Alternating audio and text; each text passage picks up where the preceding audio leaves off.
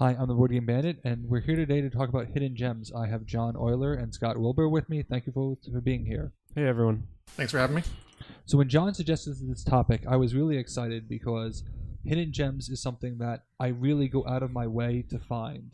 I'm just going to state my bias up front, that way everyone knows the context. I am not someone who typically plays the latest and greatest games because there's so many of them, and it's impossible to keep up. There are, however, many great games that I really enjoy that fall through the cracks, and I go out of my way to try and find them and really play them as often as I can because there are some designers doing great work that don't get the recognition they deserve, and I'm excited to talk about that today. Yeah, sounds good. So what we'll be doing today is we'll be talking about what our criteria is for determining what makes something hidden and or a gem, and then giving examples of what we think are hidden gems, as well as talking about why we feel that the game went unnoticed or doesn't get the recognition that it deserves. So what did you use for a criteria for determining whether or not something was a hidden gem? So that's actually a really interesting question for me because I know that you in particular and a lot of people will come up with like objective criteria such as Board Game Geek rankings, Board Game Geek ratings, and things like that. I actually don't use Board Game Geek as much as I used to. That's something that I kind of feel like I'm going to be defining during this podcast. Like, what does it mean to be hidden? What does it mean to be a gem? Almost what a gem is subjective in some sense. That's true. Because it's what we like. As far as hidden, probably things like games that didn't have a big marketing budget, games that are localized to a certain region. Maybe they didn't get worldwide availability. Maybe they're local designers, local publishers. I don't know. I actually did come with a list of a few games that might meet that criteria, but might not. And also, I don't want to just turn the talk into a list of dropping games that no one else has ever heard of, because we're not going to be super productive with that. Yeah.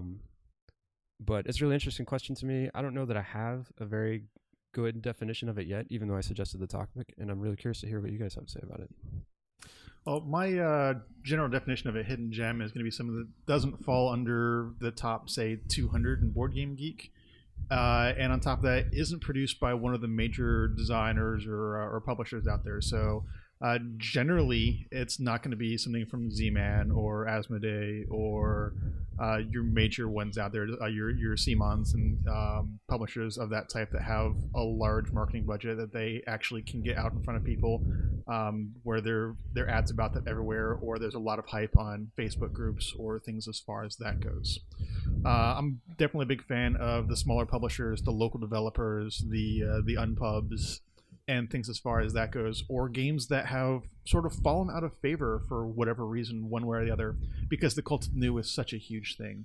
So some of your older ones that used to be great that no one ever talks about anymore, I think can slowly become defined as hidden gems or classics. Right, because new players aren't going to know about them, because no one's promoting them. You brought up a really interesting point about the publishers, because I hadn't considered that. There are going to be games on my list from those big name publishers, but they're not the ones that they are necessarily known for. So now that we've all established our criteria, let's talk about what games fit into that category. And the first one I'm going to do is actually one of those very games. Days of Wonder is a very well-known publisher that has produced a number of great games that are extremely popular. Ticket to Ride, Small World, for example. But there's one that many people seem to have forgotten about. Now, I've mentioned this game before because it has personal significance for me, but that's Mystery Express, their deduction game. It is currently ranked with an average rating of 6.57. It has a total ratings of 2,314, which is not a lot by any stretch of the imagination.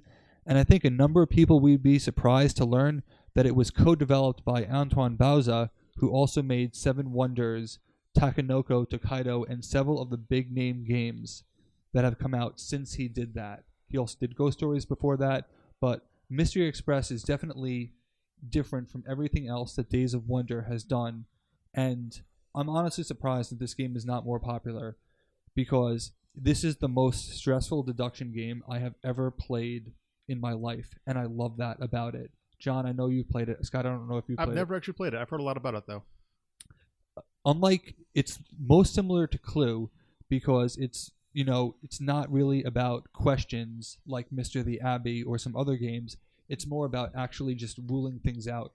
based on seeing cards, but there are 2 of every card, and there's limited types of actions that you can do based on what player, and you could obfuscate what cards you've seen, and that's important because you have to see a card twice in the same round in order to rule it out. There are 2 cards for every suspect, location, or weapon, or other category, and unless you see them both in the same turn, you don't know whether or not you've actually seen a card that had been traded, because one thing someone can do is flush the discard pile. There was also an admittedly controversial time puzzle, which is sort of like a mini game within a game before games were even doing that. I actually really enjoy that. From what I've read, a number of people did not, and it's a shame because the game's been out of print for several years. It took forever for my wife to track it down and get me a copy because I really wanted it. This game stands out so much. I recently saw Murder on the Orient Express in theater, and the entire time I was thinking, I need to go home and play Mystery Express. I need to go home and play Mystery Express. So this is a game I'd like to see back in the spotlight. So I'm curious how you found out about it. Did it have any sort of marketing budget? Did you find it at a retailer? It's a hidden gem, right? So yes, this is the hidden part. I mentioned it on my Regrets podcast that I'm an idiot, and I had a chance to buy it. Basically, I was looking specifically for murders on a train because that's a theme that I really enjoy. And I had found it because I was looking for deduction games. So I saw that on Board Game Geek. It passed the filter. I saw it on Amazon. Didn't really like the price. Saw it on Cool Stuff. Didn't want to spend $100 at that time, which was a big mistake. So I had to find it myself.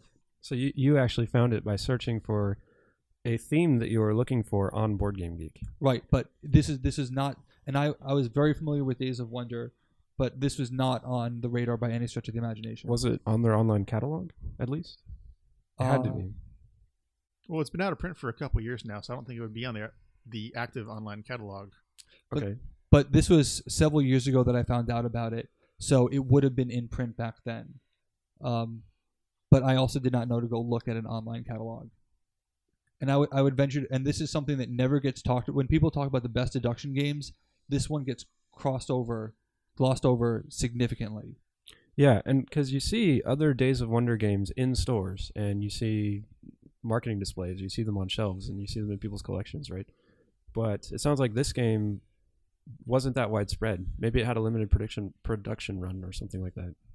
And I honestly don't know why, other than the fact that it was probably before its time and a little too mathy. Yeah, because it's clearly a gem. I've played it and it's fun, and the mechanics are interesting. It's an innovation on Clue. It's another iteration on it. It makes it that much more brain-bending and fun. So it's the hidden part that interests me about this one. Again, they're great about promoting their games, and you know there aren't many Days of Wonder games that are out of print, but this is one of them. So you know something must have really gone wrong for that to be the case. Well, I'll go ahead and toss up one of mine. One that I've been looking for that is a little more difficult for me to come across since I haven't seen it anywhere in a game store since we have a good local availability on the shelves in some of the stores around here, would be the Dwarf King from Yellow Games. I want to say it's Brunel, who's the designer of it, and it's a trick-taking game where it's 3 suits and the objective of each hand changes every hand. What it really comes down to is whoever gets a certain card in one of the suits gets to choose what the objective is from one of 2 very differing options. So instead of word trick-taking games, you generally follow the suits, pull the highest card, do whatever you want to do. Sometimes in this case, you're going to want to have all the kings or all the queens. One will be positive, one will be negative. Sometimes you're looking for the most sets. Sometimes you're looking for the least sets. Sometimes you're looking for runs of numbers in a row, and depending on what that is, you'll either score positive or negative points. Game plays in about 7 rounds, so it's relatively quick. And the score really doesn't matter. So it's one of those that generally I like heavier, really sort of big strategy and weighty games. This one hits a niche for me where I can sit down, I can have fun with it, I can laugh, I don't really care about the score, but maximizing and optimizing what the option for each particular round is, it changes it up just enough for me that it makes it I really enjoy it. We were just talking about this game a couple of months ago. Were you not able to get it? I've found it online in a couple places, but it's not readily available physically where we are. Which is surprising because it is made by Bruno Ferduti, and he's a pretty big name designer who's done a lot of classics. Citadels is one of my all-time favorites, so I would think that, he would have been famous enough by now to have promoted the game a little bit more. And Yellow is, a big name publisher as well. They do a lot It of does great break stuff. my rule from earlier where I say, no big name publishers, but it's one of those that I find that, much like your Days of Wonder game, it's been around for long enough that people are starting to forget about it, and it's one that I'd like to just toss back up on the radar again. Yeah, I almost wonder if sometimes big name publishers still have these hidden gems in their catalogs and they're not marketed as well. They don't have the same budget. Maybe it's before a designer was well known, or maybe they were never well known. So even with a big name publisher, you might find games that are still hidden gems that just didn't sell well or didn't distribute well. I would almost even say that Fantasy Flight Silverline had a good number of hidden gems in it. I would say Colossal Arena is probably one of them. I know exactly what you mean. Yeah. Reprint it, please. John, what would be your first example of a hidden gem? So I've got a list. I've got a few. So my opinion of what a hidden gem, again, gem part is subjective.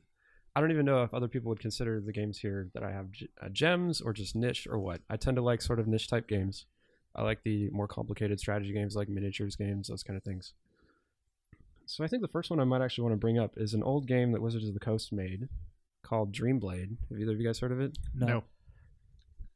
It's a pre-painted miniatures game that you played on a mat, and it was sort of like a combination of chess and Magic the Gathering.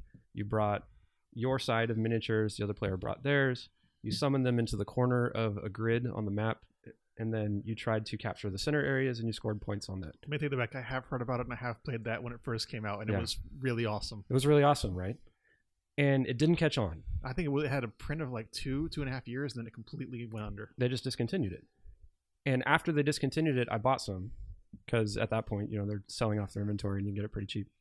I haven't really played it since, and I haven't tried to get people to play it. But I remember it being a lot of fun, and I remember it just not having the sort of financial backing that it needed to get anywhere. That, or maybe the gameplay turned people off. I don't know. Well, I felt the same way about Monster Apocalypse when it came out. It was one of those very similar miniatures-based games, small little skirmish. You have objectives on the table.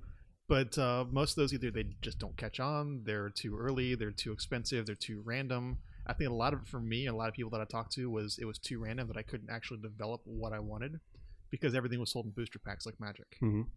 Yeah. That could have contributed to it, because but this was Wizards of the Coast. Like, that's their whole business strategy. They sell Magic the Gathering. You would think they would have nailed it. Like, you would think that if it was going to sell, they would have been the ones to do it.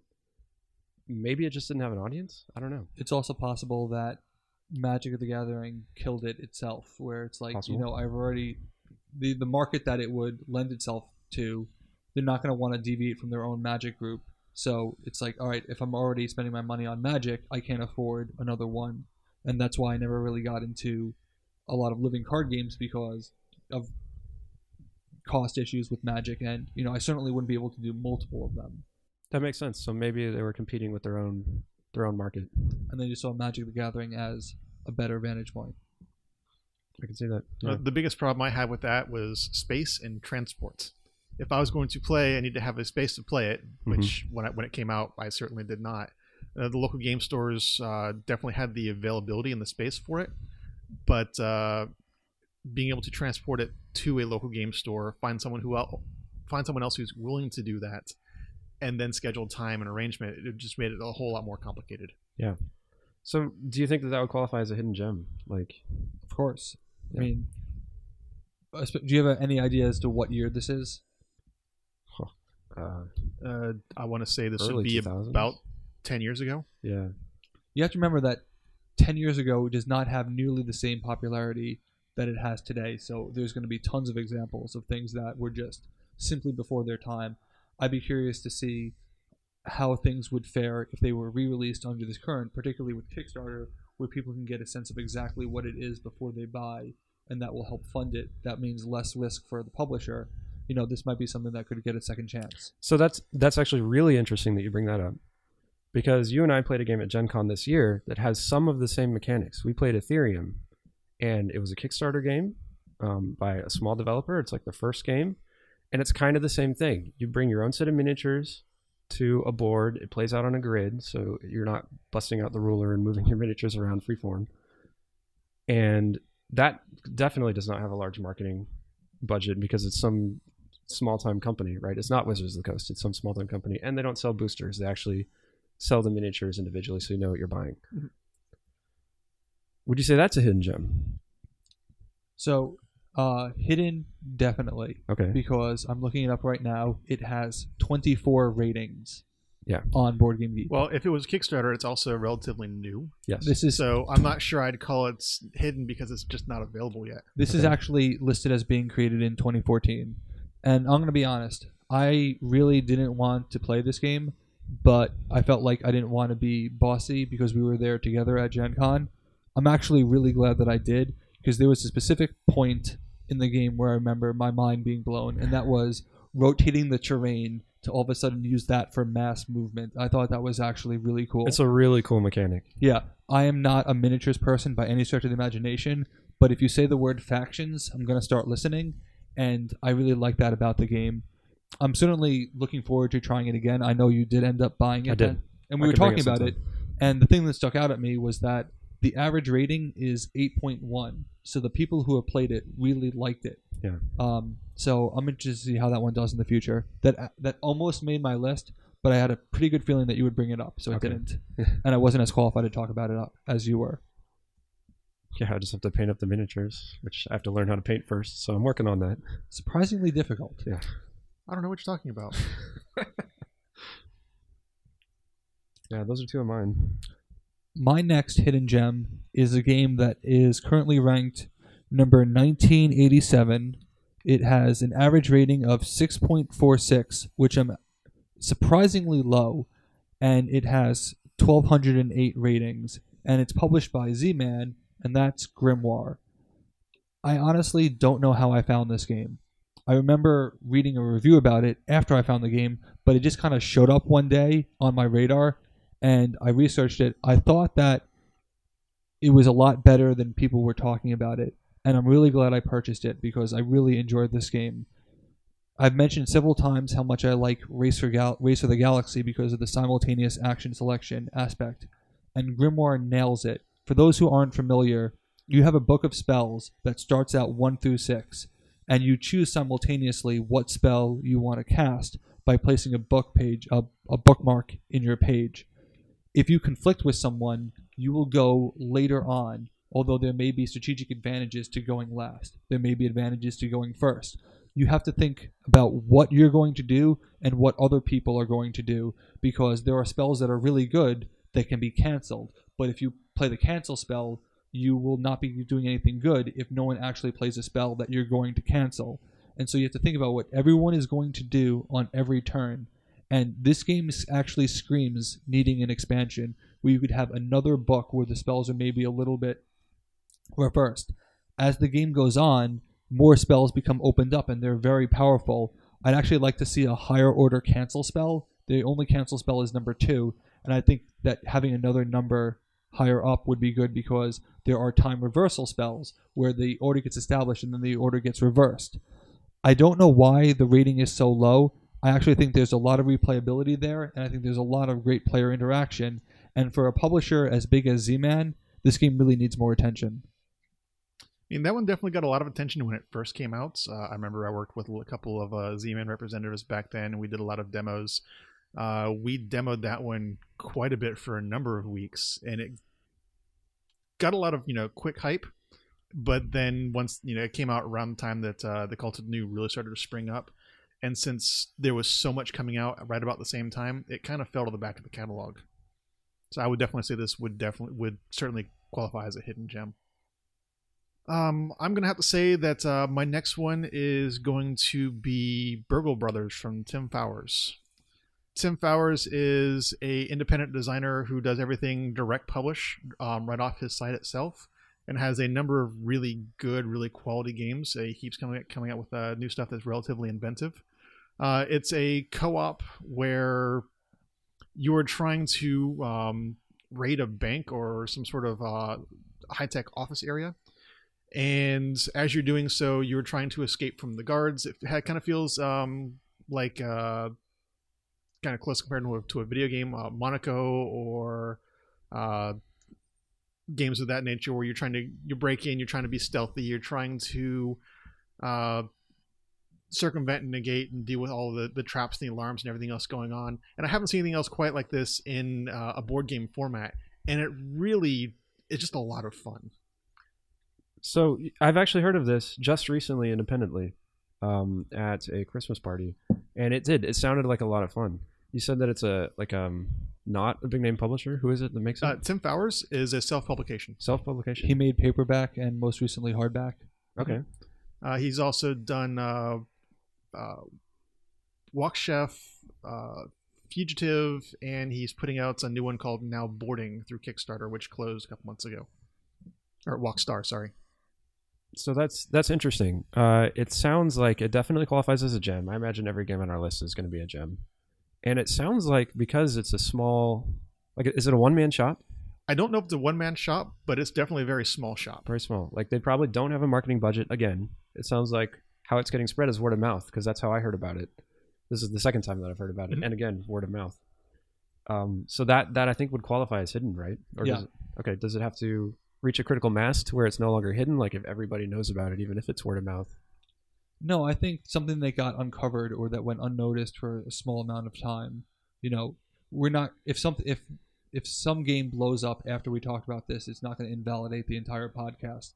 That's actually what we want to happen. We want these games to be more popular. And again, this is a factor of time. What Scott said as far as Grimoire was concerned was interesting, that like back then it was very popular, although I wasn't as attuned to certain publishers back then, so it completely missed my radar. And I didn't have local gaming stores in the area where I was living at the time, so I would not have known about it unless I saw other people playing it, and I just didn't. I would say that when it came out, Z-Man was still a smaller, sort of semi-independent publisher at the time. It has since grown a lot larger than that. They've grown, but early on, like when they released games like Shadowhunters and Yggdrasil and Pandemic, it's probably the big one. Until that happened, I would say they were, they're one of the more well-known publishers now, but at the time they weren't. They weren't an Avalon Hill, or they weren't a Wizards of the Coast. Right. Or Fantasy Flight, which is the 800-pound gorilla of the board game industry. My next hidden gem is one that I'm starting to see being played a lot more, and I'm going to start taking credit for it because I introduced it to a bunch of people, and I like to think that this game is on the up and up. It's one that I had known about for a while, but had no interest in playing until I saw it be played right next to me, and then John, myself, and Dara immediately played it after, and that's Dimension. Right now, Dimension is ranked 1501. It has 972 ratings with an average rating of 6.89. Is Dimension the abstract game where you're kind of stacking balls? Yes. Mm-hmm. I had seen this game for a while. It did not look interesting until I watched it live. And there are many people I've introduced this game to that are addicted to it. They fall in love with it immediately. The stress of, I have 1 minute to solve a puzzle that is ever-changing round to round. It simply works. You don't have to explain a lot about the game, and it's just what 6 cards get revealed, go. My one gripe would be that it's a variant, that a direct contradiction needs to be fixed.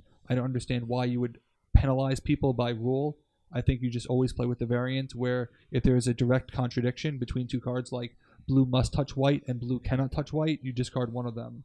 Normally they would say leave that in, but that's one of the games I've had the most success demoing, and I'm really happy about that. I think Cosmos is a great company, and they were pushing it hard at Gen Con, and I think by this time next year it'll be a completely different story. Well, I feel the same way about a lot of abstract games. One where the puzzles change kind of every round that kind of trips my mind is going to be Enigma, where you have 4 different types of puzzles, and then you have a Carcassonne-style tile laying in terms of scoring afterwards. I heard of this game, and I was looking for it and could not find it. I don't know if it's in print anymore. That's what I've heard, but So 2 of the games we talked about so far, we've discovered at Gen Con. right, because they were pushing Dimension really hard. I don't know that they really have a flagship game other than their 2-player line. And again, I had known about Dimension for several years. I want to say that it came out in 2014. And the box just, I didn't really get a sense of what it was. And the idea of just stacking things, it seemed too much like a dexterity game, which I don't like. But it's not it's a mental dexterity game more than anything else. And, I'm happy to admit that I was wrong about it. Would you say that that's a good way to find hidden gems? Like, how do we find our hidden gems? What's one of the best ways to do that? Well, the biggest ways that I find the hidden gems are of course, conventions such as Gen Con or Origins, if you're fortunate enough to be able to actually go to them. A lot of places now have local conventions as well. We have a couple of them that run through this area here, like Playthrough or Whose Turn Is It Anyways coming up in January. And in places like that, what you have is there's going to be groups who either have a large curated board game collection where they come out and they allow you to actually pick up and play through those, or you have a lot of people who bring their collections and share them together. I'm a big fan of the Whose Turn group, and it really comes down to, and the feel over the last couple of years there has been, this is a giant friendly board game like celebration at someone's house with 250 of your closest friends that you don't know yet. So yeah, that's a good point. I actually do find a good number of games that I had not heard of, but then I end up really enjoying, and sometimes even buying myself by playing with a variety of other groups. That sort of cross-pollination really introduces a lot of games to me. Right. I actually have an example of that involving Scott. There was a game that I had been looking at for several years, one that on paper seems like exactly what I would want in a game. The problem is, every review that I had seemingly read about it was negative, and the game was going to be out of print. You probably know what this is already. Oh yeah. And I just happened to look at Scott's list, and he had it, and I was really eager to try it. And you brought it later that week, and that's Code of Nine. Mm-hmm. Do you want to talk about that game before I talk about it? Sure. Code of Nine is done by Bakafire, also produced by Z-Man Games. It came out probably 5 or 6 years ago, and it is a hidden information deduction game that plays out over 5 turns. You have about 15 actions per player to go through and figure out what the hidden scoring conditions are. Generally, it's played best in either 3 or 4 players. And what you'll do is you'll use the limited actions to be able to look at the scoring conditions hidden by other players. Some are easier to find, some are hard to find, but in the basic game, there are 18 possible scoring conditions, but only 8 of them are ever out in play at any given time. So you're going to figure out both either through what people are doing, knowing what those conditions might possibly be, or by actually investigating the cards that other people have in front of them. So one of the things about Code of Nine is that you can, as Scott mentioned, the more information you have, the less turns you have to act on that information, because there's only 5 rounds and 3 actions per round. And there's also an aspect of blocking where most locations can only have 1 person. So you might also want to prevent people from getting information or gaining something. I actually really enjoyed that game and felt completely validated in thinking that it was going to be good. And to your original question of how do you find hidden gems, for me it's largely about trust nowadays, that if I can read a rule book or get and understand the concept of a game, I think I know that I will like it because I know what I like. The thing that was great about that game was that everybody knew my 1 card right out of the gate, and there was nothing I could do about that. So I spent the majority of the game bluffing about what the second card was and just getting random things. And I was able to influence people's behaviors, like they're getting books or whatnot. And it's like, I don't care about books.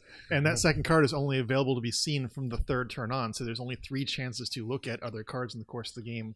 Those Abyss cards are a lot harder to actually glean any information from. So you really have to watch what other people at the table are doing. It's an amazing little system. this is a game that I believe dared to be different, and this is from Fire. He's actually the same guy who did Tragedy of the Looper, which is also a pretty unique game. So, and you said something that really fascinates me. You said it was reviewed negatively. Yes. So I know a lot of people, the Dice Tower guys are great. I know that both Tom and Z have reviewed this game and did not like it at all. I totally understand why people would not like this game. It can be very frustrating, but at the same time, you have to be you have no time to waste. Yeah, every action matters. This is a very cerebral game. So that's actually really interesting, because it means that often when a game is reviewed negatively, I'm less likely to buy it. But maybe it's a game that I would have liked, and therefore for me it would be a hidden gem, right? Right, I'm agreeing with you. That's why I can't tell you how many times that I saw this game on Cool Stuff as the daily sale for $10, and I'd be like, add to cart, remove from cart, and I would just be fidgeting with it. And then, fortunately, Scott happened to have it in his collection, and I fell in love with the game right away. I did buy it. I haven't played it since because I was behind on my 10x10 challenge. I actually almost put it on my 10x10 challenge for 2018 because it's also the type of game with the advanced rules that... Don't play them. Really? Don't play them. Okay. Well, that changes that. But no, just the fact that it's a type of game that you'd want to play over and over again with people, because that way people know the rules of the game. But since you never actually know what scoring, deterministic scoring can be kind of boring sometimes, because it's like, I know that I'm winning or I know that you're losing and there's nothing that I can do to change it. If no one knows how to actually score, no one can actually know who's winning. And I find that fascinating. Mm-hmm. The biggest problem I have with the advanced rules, it adds a 9th condition that which I think is really awesome, and I think that should be added into the basics as well. But there's not an extra space on that side of the board to be able to identify it. But you add in a bunch of additional scoring options that really throw that dynamic out of whack. So instead of where in the base game you have things are, you get a +1 or a -1 for something, in the advanced game you have, well, if you have this, you get plus 40 points. And suddenly, because you know what this one scoring condition is, that's all that matters in the course of the game. Can you play with just a subset of them? I mean, you can house rule a whole lot of stuff, but normally I try to avoid that. So do I. But playing rules as written, I'd recommend the basic side. It's so much cleaner. And it's a very short game too. It's 30 minutes or less. If you don't have to explain the rules, never knows what's going on, and you kind of know what the actions do. I've played this game a number of times in 15, 20 minutes, set up, clean up.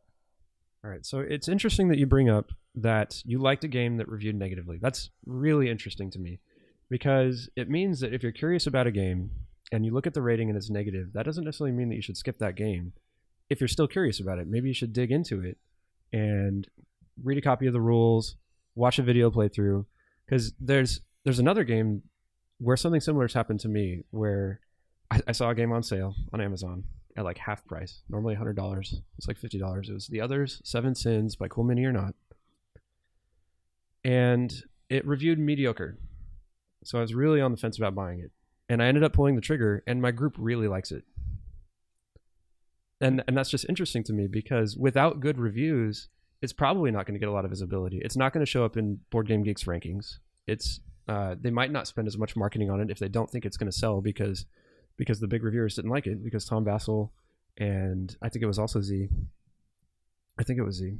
But if they just said it was good, not great, it's not going to sell as well. But it ended up being a great game for my group, and I think that's interesting. I mean, there's a lot of times where a game is the right fit for your group. I have one game that I picked up off Cool Stuff sale.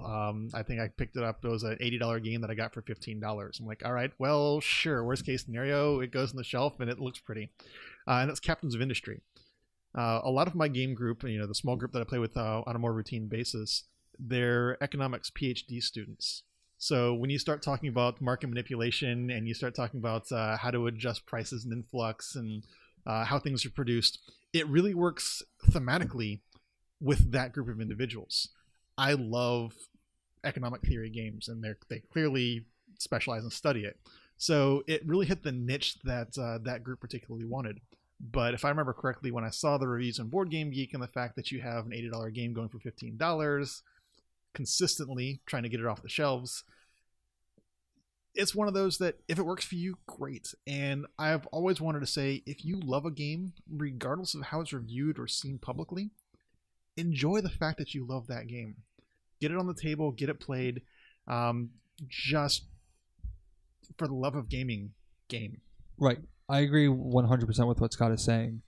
When I started this, I had to think very carefully about what I wanted to be and what I didn't want it to be. And I was very clear with myself that I did not want to be a reviewer. I wanted to be a promoter. I wanted to say, these are the things that I really enjoy. This is why I like them. This is why you might too. And just, there's like, what is the point of me reviewing a game that just came out that so many other people are going to review? It's not really doing a service to anyone. I want to spend more time with the things that I really enjoy that maybe other people might enjoy as well and promote that. And there's a specific game I have in mind for that, which is totally overshadowed by its predecessor, and you'll see that with the rankings. This is not... Love Letter is a great game. It has an average rating of 7.3 with the total rank is 187, and it has close to 40,000 votes. But Lost Legacy is a much better game than Love Letter is. And Lost Legacy did not catch on for reasons I'm not sure about. Looking at the number of ratings, the Starship and the Flying Garden have 2,100 and 1,200 ratings. The Second Chronicle has 479 ratings. The Third Chronicle has 289 ratings. And the Fourth Chronicle has 117 ratings. So it's clearly each succession has just gone more and more unnoticed. But the thing is that Lost Legacy is a system, not an individual game. Unfortunately, I don't think the Starship or the Flying Garden, as they are currently designed, are the best alignment of the cards. If you swap some of them between them, I think you have an amazing version of Love Letter where it actually matters what you do. Sometimes Love Letter is like, all right, I just want to knock someone else out, or have, I'm the princess, I don't want to die.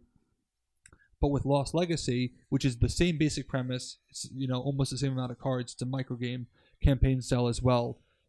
Having to hide the Lost Legacy if you have it and throw it into the ruins, or sometimes you have to actually play it into the ruins because someone knows you have it, you just want to get rid of it and you want to obscure it. And the idea of, okay, there are these cards in the ruins that may or may not be the Lost Legacy. It's either in front of another player or it's in the ruins. Did I take it back?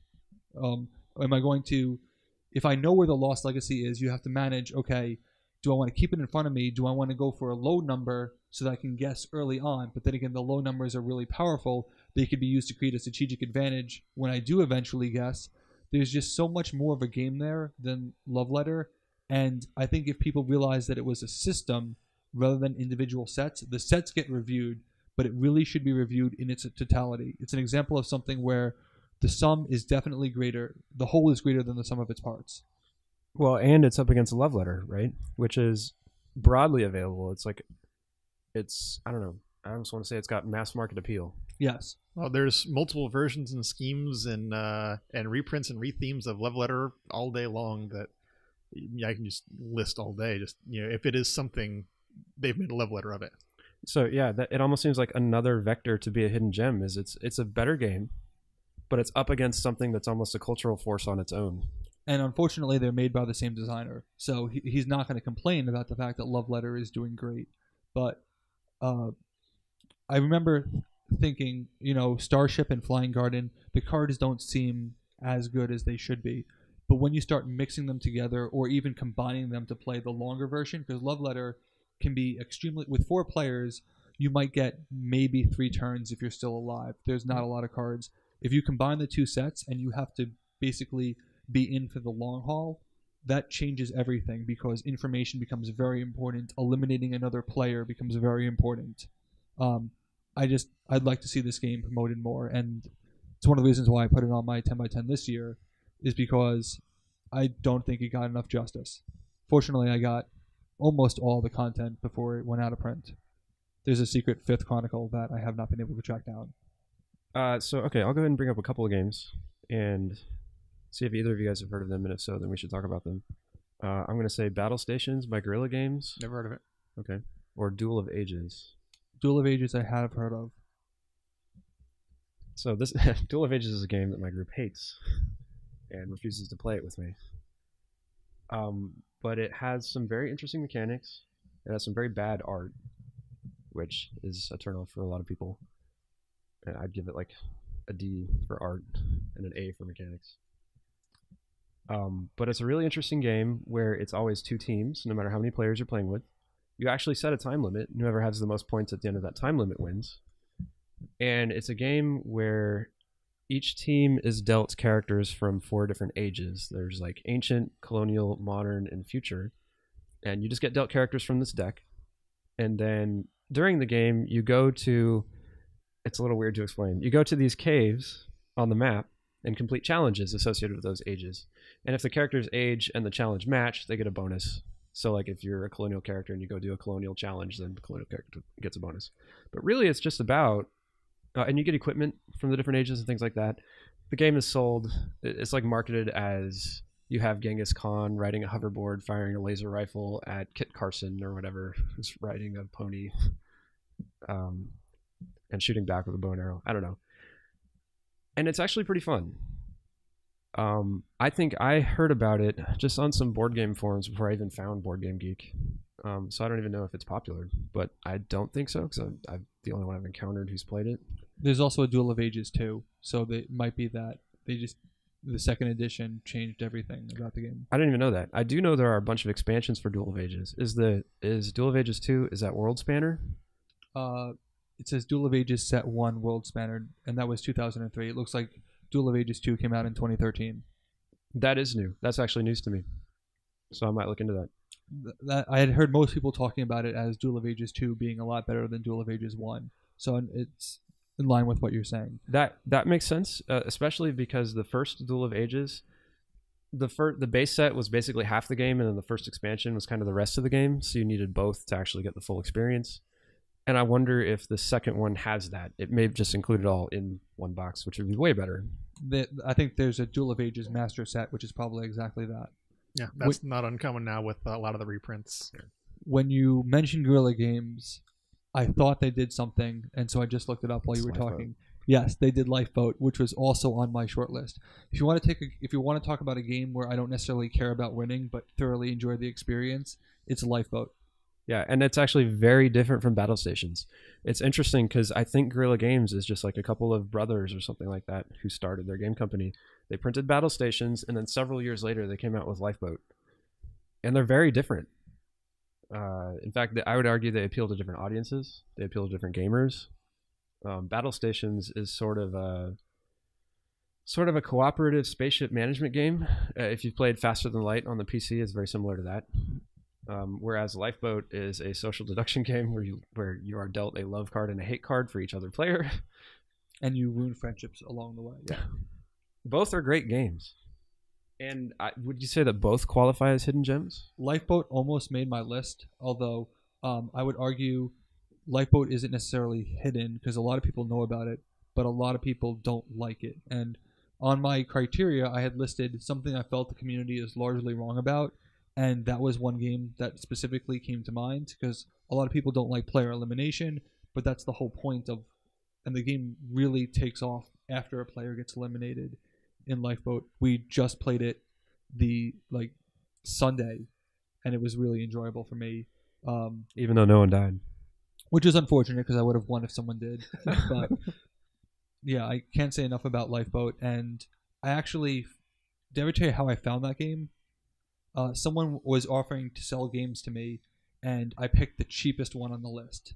And it happened to be Lifeboat. Wow, like another collector or another... Someone who used to own a game store who was just trying to liquidate some things that didn't sell. And it's like, yeah, that game is $14. I'll go ahead and buy that one. Because I wanted to support him, but I didn't want to spend a lot of money. And very happy I did because that game, just year after year, has produced some great memories. I'm sure we'll be talking about that in a subsequent episode. Like the last one that I have on my list as far as hidden gems is one that really got me into the board gaming hobby years upon years ago, and that's going to be Tallulah. I can't remember who actually produced that game, but it is another one of those sort of abstract tile laying, three-dimensional developing an island. So every turn you play a tile with 3 hexes on it somewhere into the map to create and to grow this island. And the general goal, of course, is to get either all of your huts out or to put or to essentially run out of settlement resources to grow and have either the biggest settlements or to deal with spiritual worship or whatever. But generally getting your stuff onto the highest level possible while working through the mechanics of the game. It immediately went out of print shortly after I started playing it, so I regretted the fact that I was never able to pick it up. I think it is back in print now, which is kind of why I say I bring it up in terms of hidden gems. I hate recommending things that are out of print and to tell people to go and look for them because they're either way too expensive, they're not available, or just kind of it's hipsterish waving, hey, I've played this, I really love this thing, go out and take a look at it, because if we're going to be trying to promote these games, why do I want to really try to promote something that's going to be impossible for someone else to find? Which is sort of part of my my deal with hidden gems, is I want other people to be able to explore and to find and to enjoy these as well. So that's why that one shows up on my list. At the same time, how else does a game get back into print unless people are clamoring for it? Yeah, who made it? I don't remember. It looks like actually it was Hans and Gluck. Hans and Gluck, yeah. And it was brought to the United States by Rio Grande Games, which is not surprising. Yeah. Okay, so another game that I've got on my list here is Forge War, which is actually a game that I don't own, but my roommate owns. No, not the same game. Okay. He kickstarted it. And as far as I know, for me at least, it feels... It's a game that I really enjoy because it's the type of game that I really enjoy. And I have a hard time distinguishing between whether it's just a niche game, because I like some niche games, or whether it's actually a hidden gem. But in this game, it's sort of got three phases to it, and you run an adventurers guild. The first phase is resource gathering. The second phase is a market phase, and as part of that, you can actually... You played it? I have played it, yes. Yeah. Okay. This is the same game I'm thinking of. Okay. You can buy patents on weapon designs, which is great. Buying patents in games is a lot of fun. It's great. Other people have to pay you to use it. And then the third phase is you use the resources that you gathered to equip your adventurers, and you send them on quests. And quests like take a certain number of turns to complete, and you need to send people with the right equipment or they'll fail the quest, and that's really bad for you. So I think it's another case where this is not a big publisher. It was another Kickstarter game, but the mechanics are great. And I don't know if this should be Cephalofair, I believe. This should be from Cephalofair Games. That's the publisher? I think so. I have to say what I'm thinking about. That sounds right. Yeah, I think that makes sense.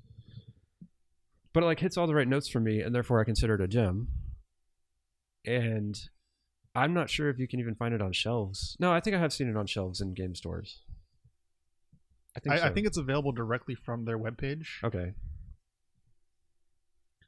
It is Isaac Childress, Cellular Games. Yeah. Yeah. So this is from the same publisher who just recently re-released Gloomhaven. Then their next game is Founders of Gloomhaven, which is a resource production and travel delivery sort of game, and that'll be out in a couple months. So I would almost consider Forge War a hidden gem, at least for me, because I've not found it through any other group. It was just a Kickstarter. I haven't even really heard about it anywhere else. Yep, it was a very small run production. Yeah, it was available on retail for a while, and it was moderately to almost negatively reviewed in some cases because of how many mechanics were actually going on at the same time. That it felt like you were playing three different games at the same time. It kind of was. The weight is 3.74 out of 5, which is very high. High enough to be orange on the board game. That's complexity. Yes. Yeah. Well, maybe that's why it appealed to me. And I think there's nothing wrong with that. I think that we have an embarrassment of riches right now in gaming, and it's a good problem to have. You'd rather have it be that way than the opposite. But at the same time, many games are going through the cracks. A lot of the games that you guys described, I want to go and I want to play. At the same time, I also have a backlog of things that I need to do. Don't we all? I'm definitely looking forward to playing Ethereum again. Maybe switching factions. Because you got the guys that can teleport, and that was really fun. Yeah. I got Axiom and Nanime, just the two base factions. I might get more if it's popular. No, I'm saying last time you had the guys who could teleport and swarm in on. That's people. true. So I don't have that faction, but I can get a hold of it. Oh, I didn't realize. I thought that was the base faction. But the point I'm trying to make is that, sometimes it's good to find games that are different. If given the opportunity, you know, you could always do whatever you want at Gen Con or these other big conventions. If you want to go for the latest and greatest, there's certainly going to be room for that. But take advantage of the opportunity to see the games that are on display that no one else is talking about. One, you'll get better attention because, you know, there's less of a line. You can get a longer demo. And that may be the only opportunity you have to discover something that you really like. That's been the case for me. There are several others that I can go into that we didn't have time to get to. We'll probably do another segment on this, just maybe a little bit more targeted, you know, if you're looking for a specific mechanic or whatnot. But yeah, hidden gems. I always enjoy finding these. I'm always going to try and produce the games, particularly games that are like physically smaller. You know, there are some games that have a lot of game in them in a very small box, and they're likely to go unnoticed. Well, thank you both for being here. I learned a lot about those games. I got some great things I need to try. I'm the Board Game Bandit, and our game has just begun.